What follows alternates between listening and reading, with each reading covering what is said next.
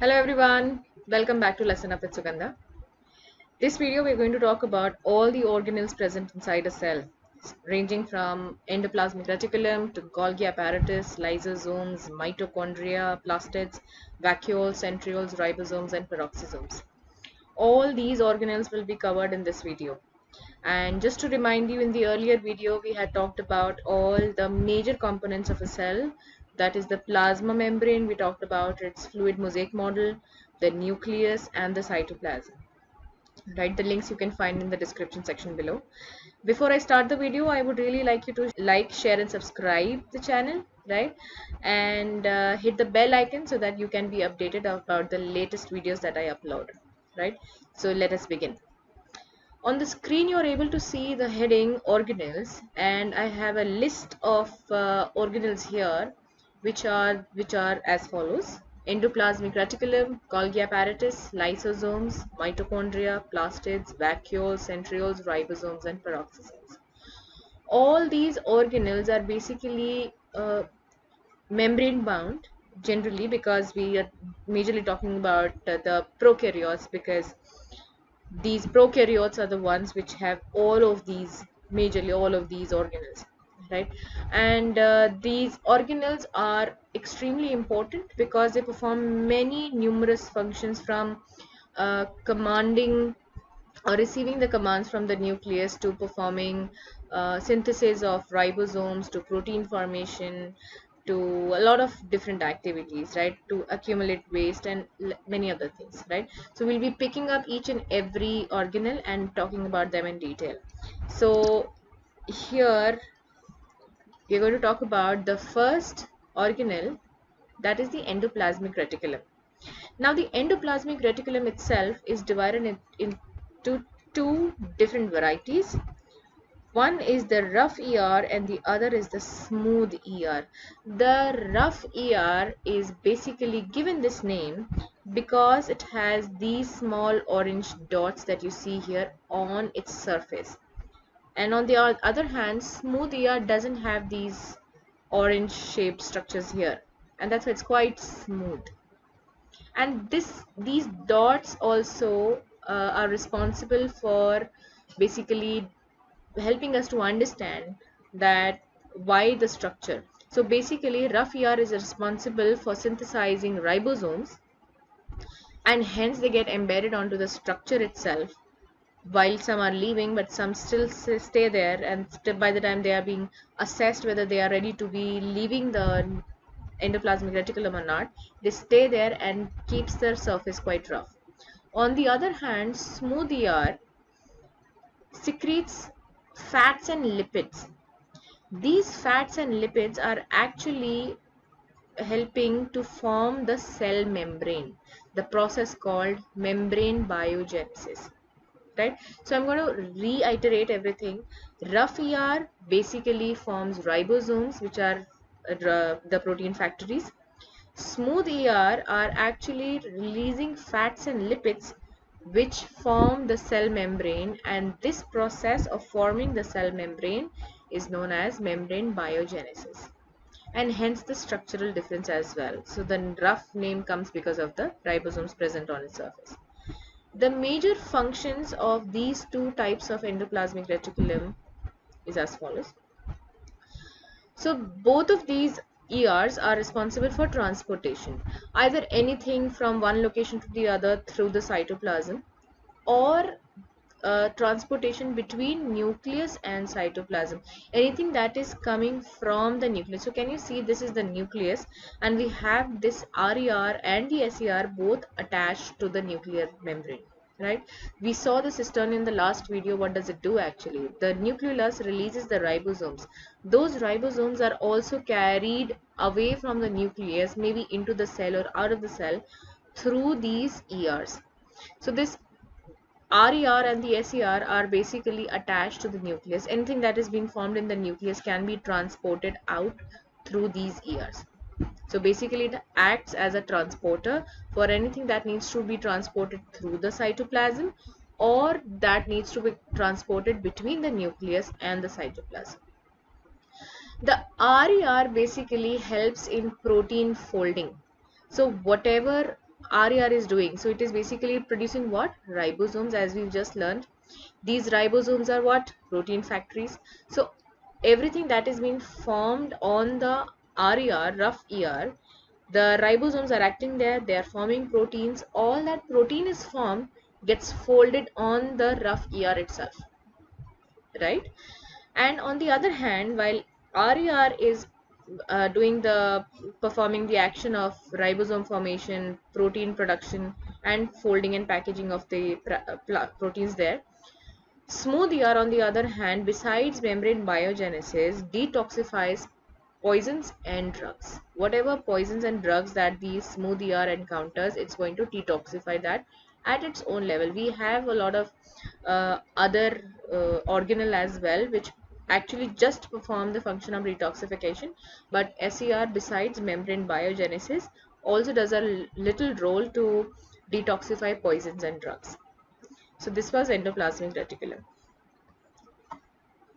Next we move on to Golgi apparatus.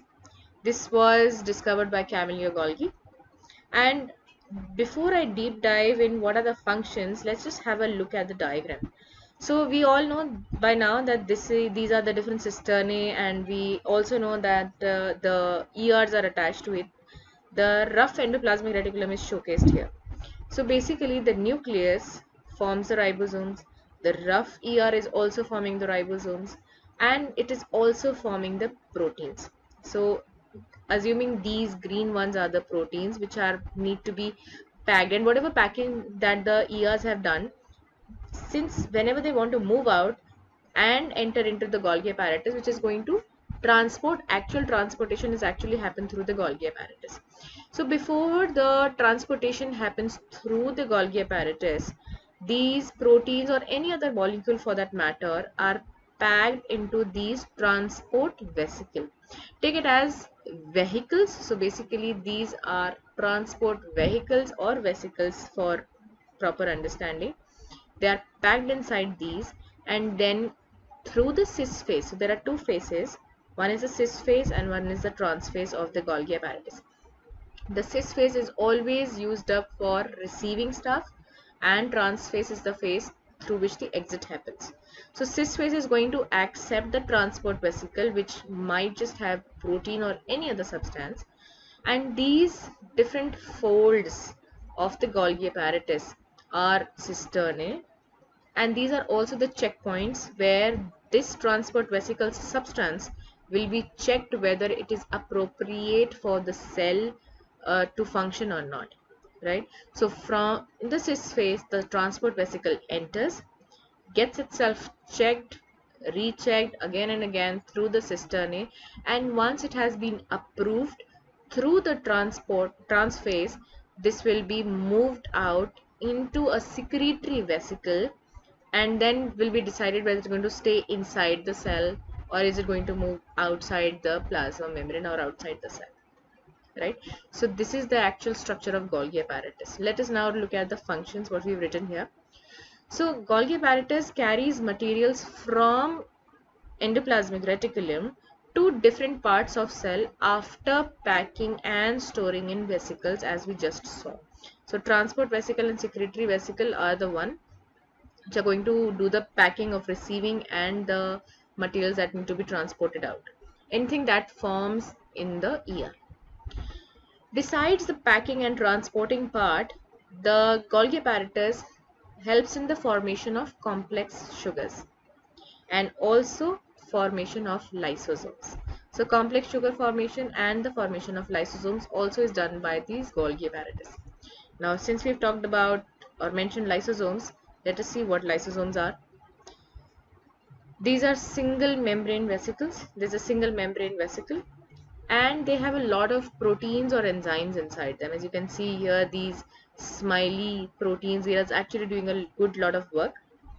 These lysosomes can digest any foreign material, may it be food, bacteria, or even worn out cell organelle. Any organelle which dies or is ruptured or is non-functional anymore, is not functioning better also, can be sent into these lysosomes so that those can be digested and the cell is absolutely free of any kind of waste. So that function is done by these lysosomes. Why? Because these have proteins and enzymes. Let's look at the how part. So why is the lysosome, or how is the lysosome able to digest any foreign material that enters? Because they have digestive enzymes. These digestive enzymes are actually synthesized by rough ER and packaged into lysosomes by Golgi bodies. So as we just discussed, not only proteins but the Golgi bodies can also transport other substances, and by other substances we mean that the rough ER is not only forming ribosomes or performing the action of protein formation, but is also forming lysosomes which are packed by these Golgi bodies. And also we have learned about or heard about this thing that lysosomes are also called suicide bags. So since we just discussed that these lysosomes have got digestive enzymes, there is a possibility that the cell might just get infected and the lysosomes get triggered, that the cell itself, its own cell, has become a foreign body.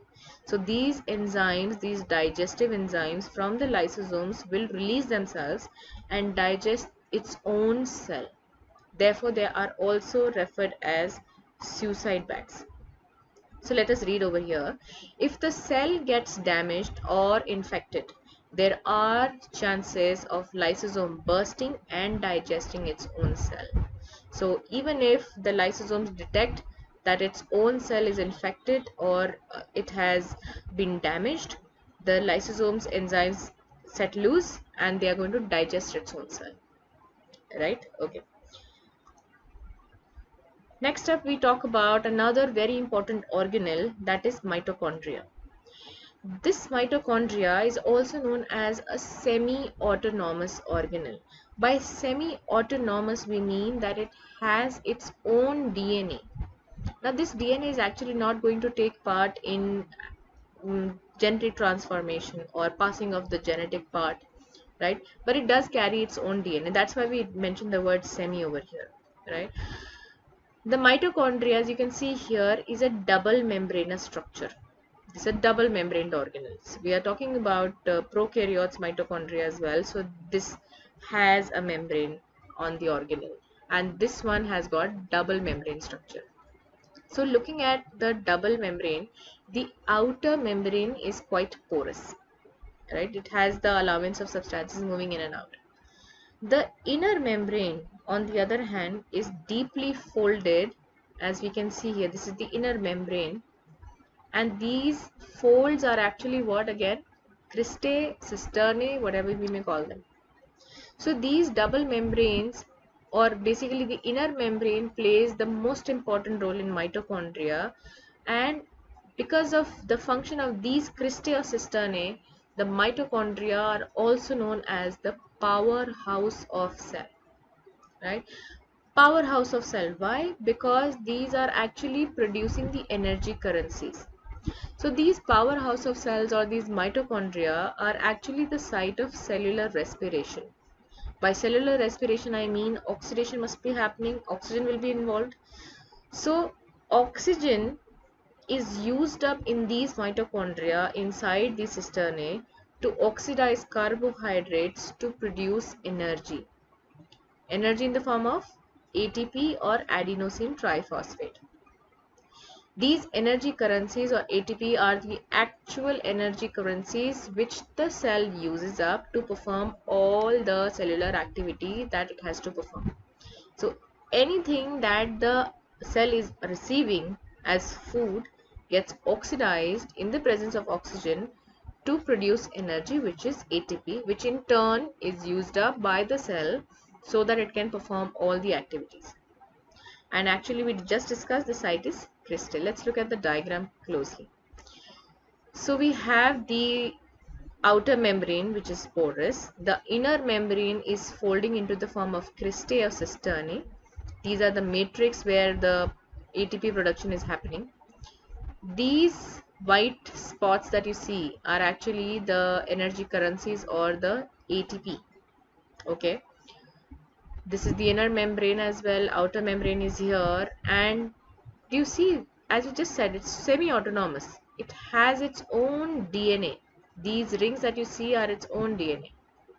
These are the random granules, and also we've got some ribosomes floating here and there.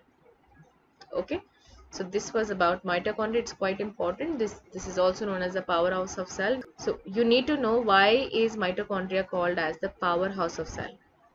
So the reason is that it has the capability of producing ATP, adenosine triphosphate, which is the energy currency of the cell. All of its energy to perform all the activities comes from the mitochondria, right? Okay. Next, we are talking about plastids. So these plastids, as we discussed in mitochondria, are also double membrane, right? And it has its own DNA. And these plastids, to be very precise, are found only and only in plant cells. Based upon the functions, plastids are of different types: etioplast, proplastid, chloroplast, chromoplast, leucoplast, and further these leucoplasts can be divided into a myeloplast, elioplast, proteinoplast. Right? These have different functions of storing starch, uh, fats, proteins. Right? We won't really talk in detail about these, but our major agenda is to talk about the chloroplast here. So chloroplast, we all know, we've discussed about it in photosynthesis earlier as well. Chloroplasts are actually the sites of photosynthesis, as they contain chlorophyll. Chlorophyll is the one which is going to absorb the sunlight, and the dark reaction, light reactions happen here. Chloroplasts also perform the action of protein synthesis. And since photosynthesis is happening here, they also tend to release oxygen. And whatever extra glucose is formed, that gets stored in the form of starch, where? In the chloroplast itself. Extra definitely has to move out, but whatever initial amount of starch formation happens, the storage happens inside the chloroplast itself. And here is a diagram of chloroplast, which is as follows. It's a double membranous structure, right? We have these coin shaped structures. These are what? These are the thylakoid, and these coins, when are stacked one upon the other, the entire stack is known as a granum. These granums are interconnected through lamella, right? And inside the thylakoid, if we see, is the lumen, which is actual site of photosynthesis. All these grana, thylakoid, lamella are suspended in a matrix or fluid called the stroma, right? So this is chloroplast. And finally, we move on to vacuoles. This is another important organelle, and although it is found in both plant and animal cells, we can see a quite major part of the cell is being covered by vacuole in the plant cell. So it's quite big in plant cell as compared to an animal cell, which is quite smaller in animal cell.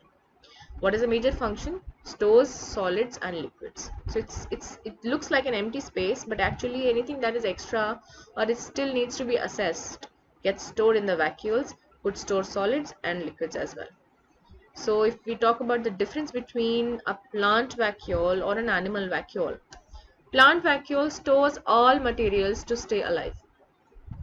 It maintains the turgidity and is generally single. On the other hand, animal vacuole contains food in unicellular organisms. So plant vacuole is acting as a major role, right? It is storing all materials that whatever the plant cell needs to stay alive. On the other hand, animal cell is just storing food in unicellular organisms. We don't even need that. We are multicellular organisms. We don't even need animal vacuoles to store food for us. It just stays there. Plant vacuole, it maintains turgidity, and animal vacuole expels water and waste. So anything that is extra, again, which is not required by the plant animal cell, gets stored into the vacuole and is expelled out, may it be water or waste. Plant vacuole generally has a single one, it's quite big. On the other hand, animal vacuole have multiple, and they are scattered all over the place into the in the animal cell, right? So this is how the vacuoles work in plant and animal cells.